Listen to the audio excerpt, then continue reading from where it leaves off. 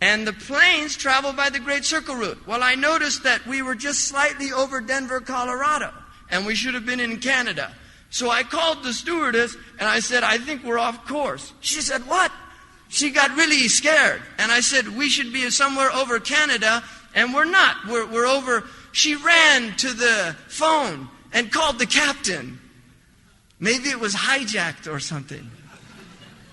So then she came back to me a few minutes later and said, it's all right, it's all right. He explained it to me. And then she left. About 5 minutes later, she came up to me and she said, the captain wants to see you in the cockpit. So I walked up, went through the first class, opened the door, came in. There were two seated, the captain and the co-pilot. And there was a big chair right in the middle. And he said, have a seat. So I'm on a 747, sitting in this chair with the captain and the co-pilot coming from economy class, which is very cramped, and having a better than a first class seat. So I didn't ask for tea or anything. I wasn't going to push it. So he said to me, are you a pilot? And I said, I'm not a pilot. And he said, how did you know we were off course? And I said, because I know the Great Circle route, and I read a little bit about navigation, and I knew that we were off course. We should have been 18 degrees. We were about 65 or 70. He said, you're right.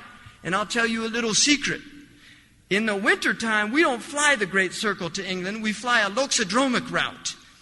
And he said, even though it's a longer distance, we get there faster and save fuel because we go into a jet stream. And I thought of the Prophet's dua, وَطْوِ عَنَّا بُعْدَهُ, and lessen the distance of this journey for us. And I realized it wasn't majaz, it was haqiqi. That Allah can actually take a direction and make it less than another direction because you go into a jet stream.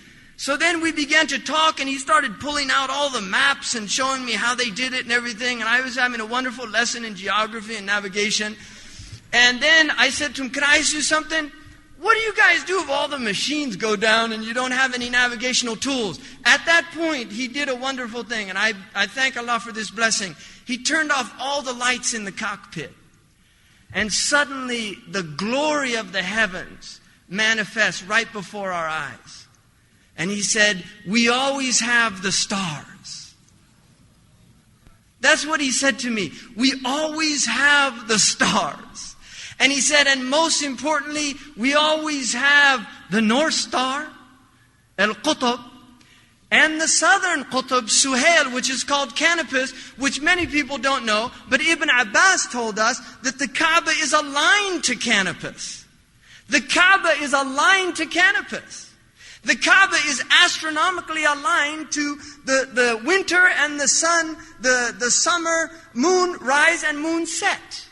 And it's aligned to Canopus. Now, one of the extraordinary things about Canopus is Canopus, which is called Suhail in the Arabic language, is what NASA uses to guide their space satellites.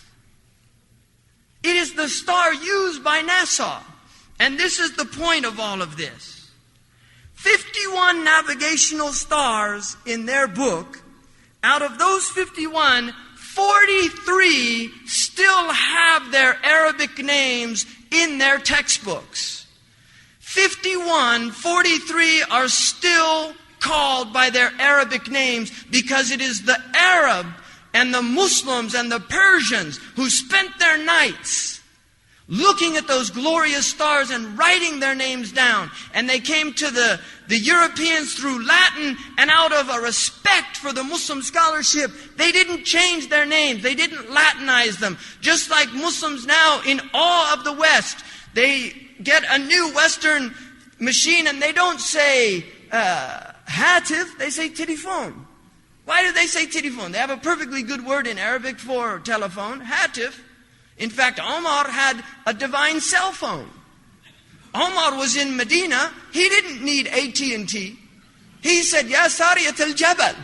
Sariya, look to the mountain. And his commander, he didn't need to dial anything, 911 or any. He just said, Ya Sariyat al-Jabal. The people in the masjid said, Omar's gone crazy. Until they came back from Persia and said that they heard Omar's voice over 1,000 miles away. That was divine satellite, because they have GPS, which is the global positioning system. We have GPS, God's positioning system.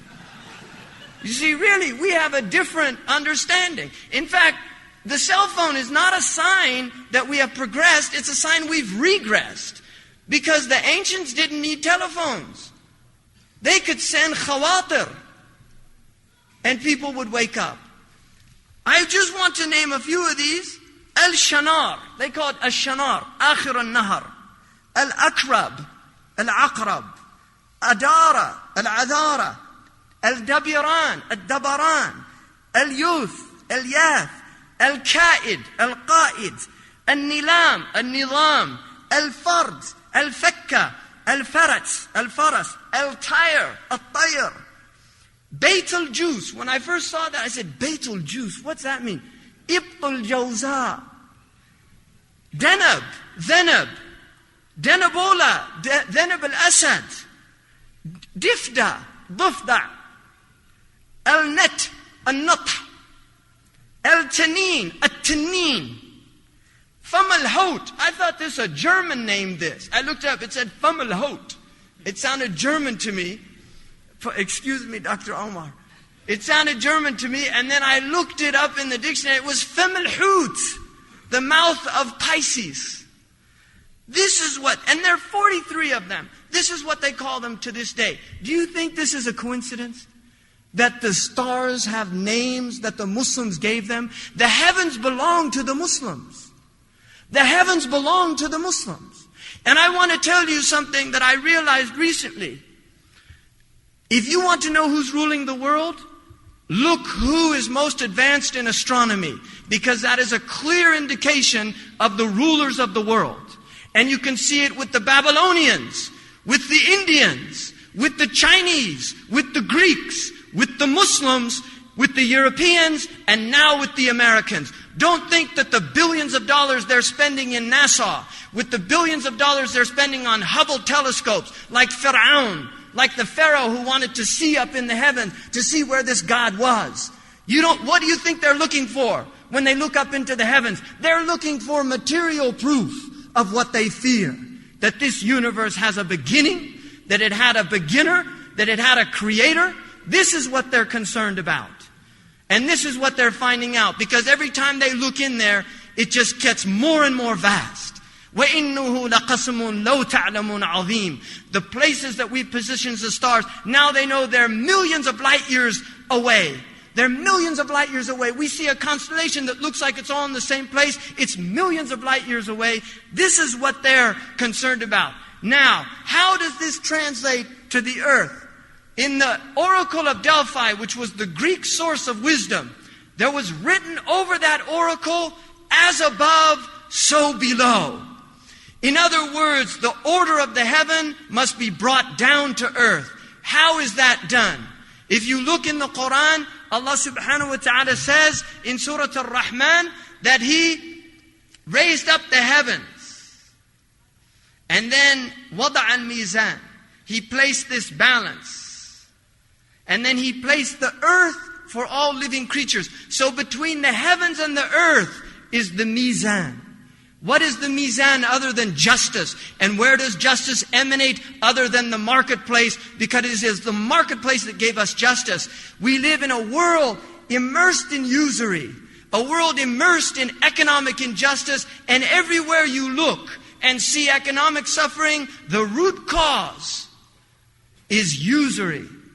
And Allah has prohibited from people. He's given us a mizan, and He gave us iron to establish the mizan. He gave us hadid. He gave us iron and told us, fihi ba'sun shadid wa manafi'u linnas, that in it is much fierceness and great benefit for humanity. Wa anzalna al-hadid. Look up in the Encyclopedia Britannica. They say that iron came from meteorites from the heavens. The source of iron is the heavens itself. The source of justice is heavens. The source of the sword of justice is the heaven. The source of the mizan is from heaven. Everything comes from heaven. Order is from heaven. Go out tonight, look up into that sky, and the few stars that they can't put out are still up there. Look up and know that those stars have a Lord.